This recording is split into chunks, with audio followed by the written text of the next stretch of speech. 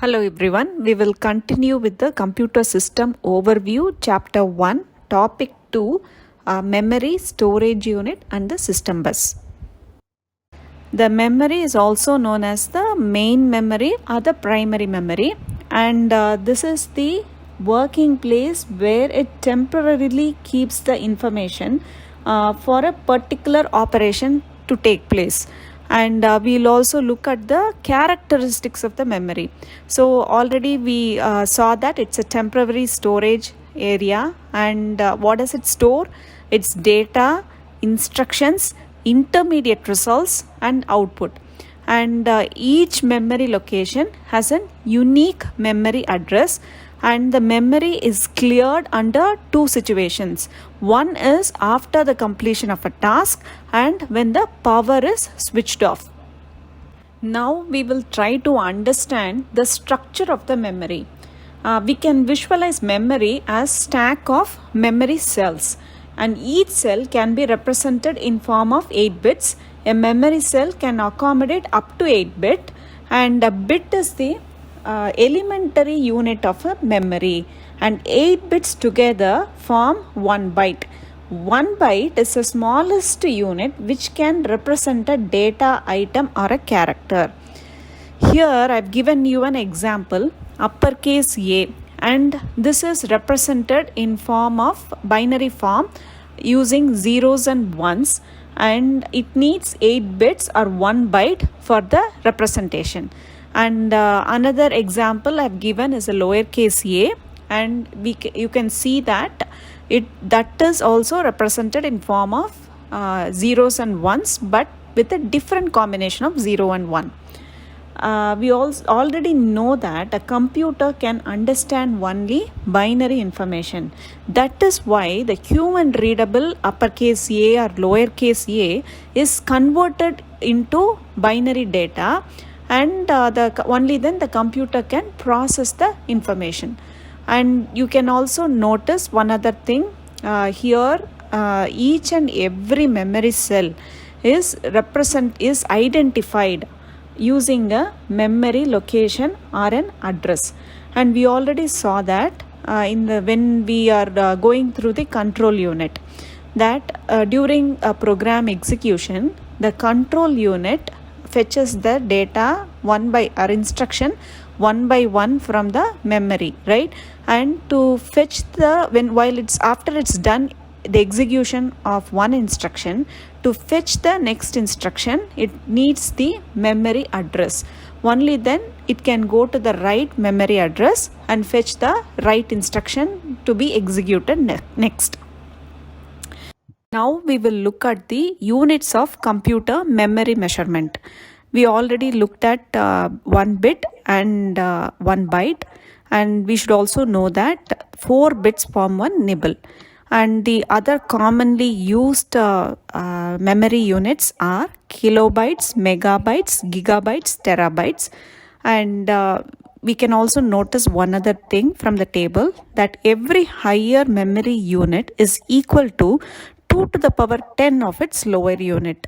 Here, if we look at the table, we can see 1 kilobyte is equivalent to 2 to the power 10 or 1024 byte, and similarly 1 megabyte is equal to 2 to the power 10 or 1024 kilobyte.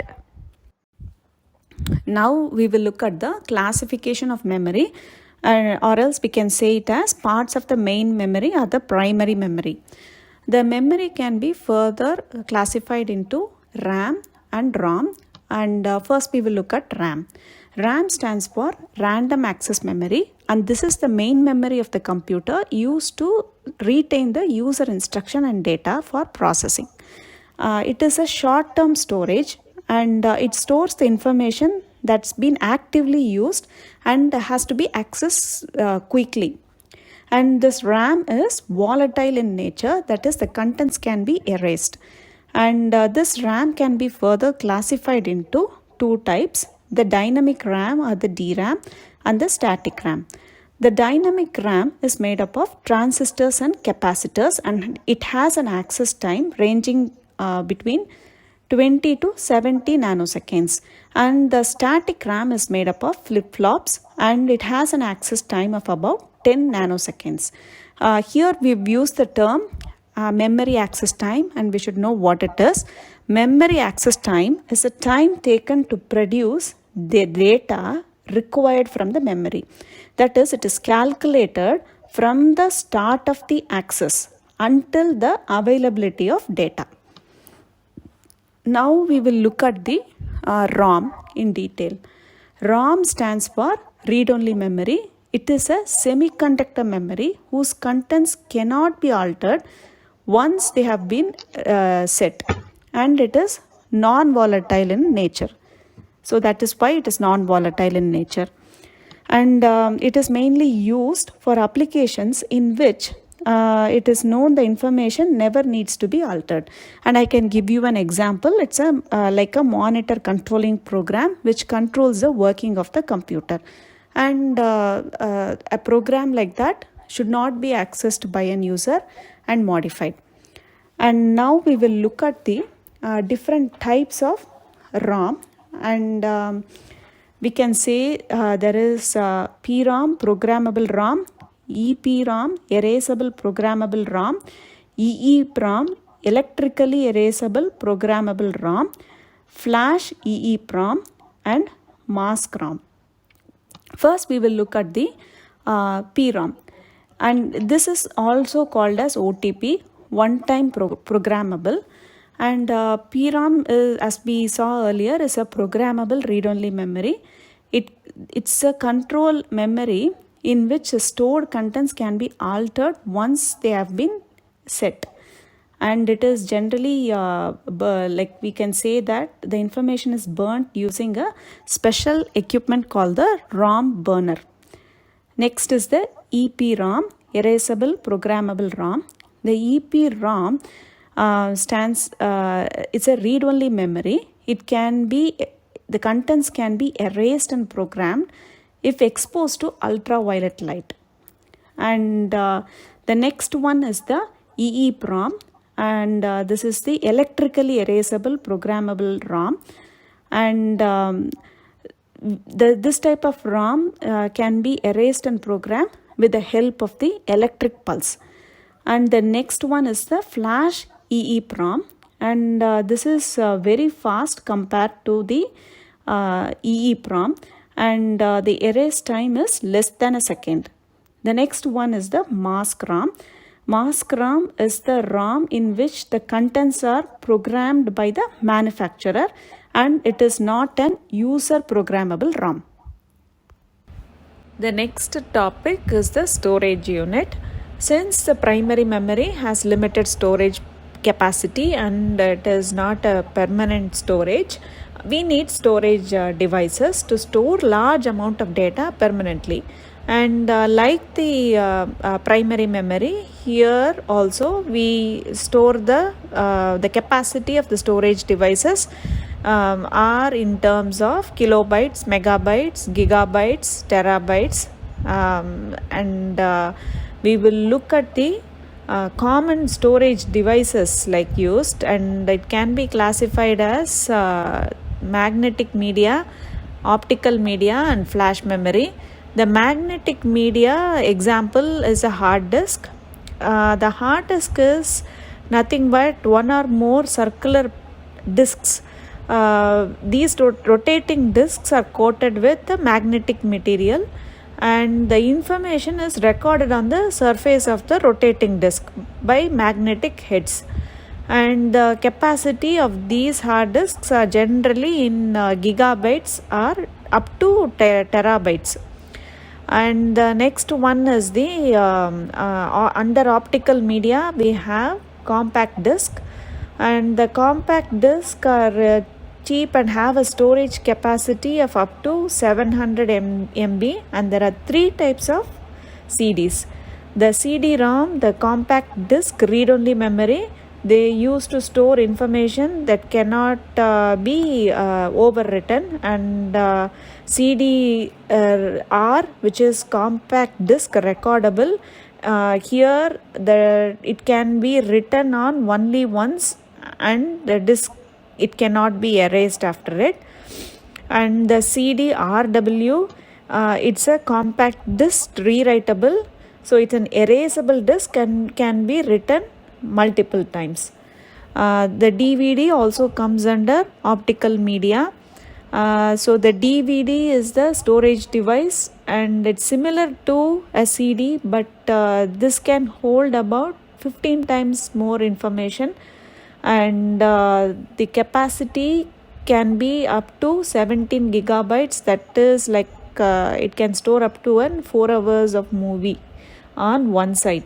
And here also DVDs are of three types. The DVD-ROM, this is read-only DVD, and once recorded we cannot write in it.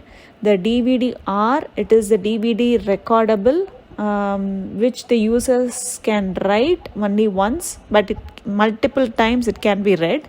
And the DVD-RW, DVD rewritable, that is, and we can erase and read many times on them. The next one is the Blu-ray disc.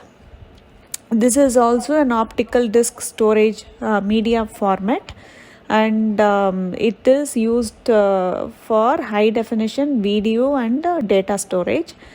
The thing, it got the name as Blu-ray disc because it uses blue violet laser. Usually for DVDs and CDs, red laser is used to read and write the data, but here the blue violet laser is used, and this gives greater precision and allows the data to be packed more tightly, and this can store up to 128 GB of data.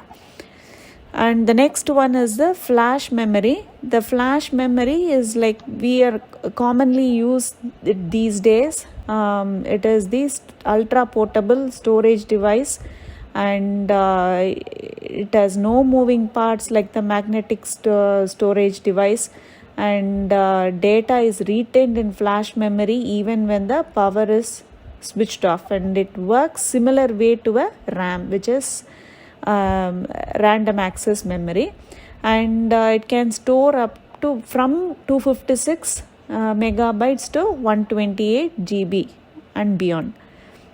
The next topic, we're going to look at the system bus. We already had an intro about the system bus when we had a look at the central processing unit and the like the communication between the central processing unit and the memory unit and input output unit, like in the first video. So the system bus is the one which connects these components together of the computer system. And in this system bus also there are like based on the data they carry, some are called as data bus, and control, the one which carries control instruction is called as the control bus, and the bus which carries the memory address is called as the address bus. And then there is a separate bus called the IO bus, which connects the input, output and other external devices in the system. We are done with the topics for this session. We will meet in the next class. Thank you.